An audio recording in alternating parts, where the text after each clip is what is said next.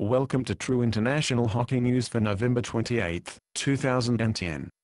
I'm Bob McKenzie. And I'm Gino Redda. I didn't know you went to Florida. I didn't.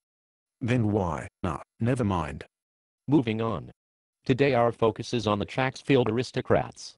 People all over the TIHL are wondering why they suck so bad. We're here to tell you why. That's right. The Aristocrats, or TCA, as their narcissistic owner calls them, had very high expectations for this season.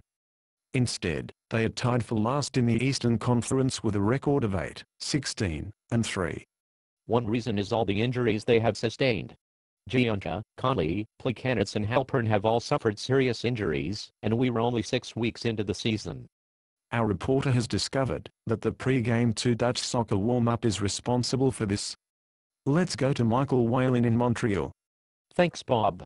Now, it's not uncommon for teams to loosen up before games by playing a little soccer in the hallway. But when it comes to the Aristocrats, it seems this game has gotten very competitive, to the point where players are more interested in winning at soccer than hockey. Those injuries you mentioned? I've been told they all happened while playing soccer. Now, let's talk to Chatsfield captain Brian Gionta, who happens to be out for 5 months with an injury. Brian, is that a tennis racket behind you? Yes. Why? Did you get hurt playing tennis? None of your beeswax. Fine, let's get on with the interview. Brian, there's a rumor that Plekanec and Halpern got hurt in a soccer fight that broke out after Halpern won a big game and Plekanec got mad at him. Is this true? Of course not. I was the one who won the game.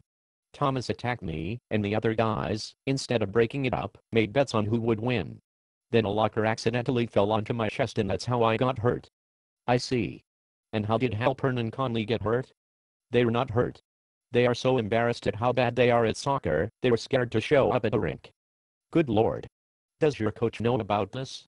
No, he keeps muttering something about how it always works out different when he sims. Well, there you have it, guys, back to you. Wow. What a story that is. Good luck for Halpern or Conley getting any team to sign them for the rest of their career. Moving on. It's time for Plus 3, where I count down 3 players or teams who did well this week. Is that like the 5 people you meet in heaven? What?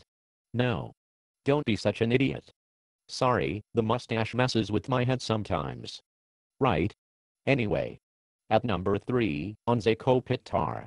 Lima gave up a lot to get this guy from Dubai in the off-season, but he's paying off so far. The Llamas are holding their own with a young team and Kopitar is leading them in scoring with 13 goals and 28 points. Number 2. The Sydney Thunder. This team got off to a red-hot start, then they cooled off a bit. But they are charging back up the standings with 7 wins in their last 10 and now they are second in the East.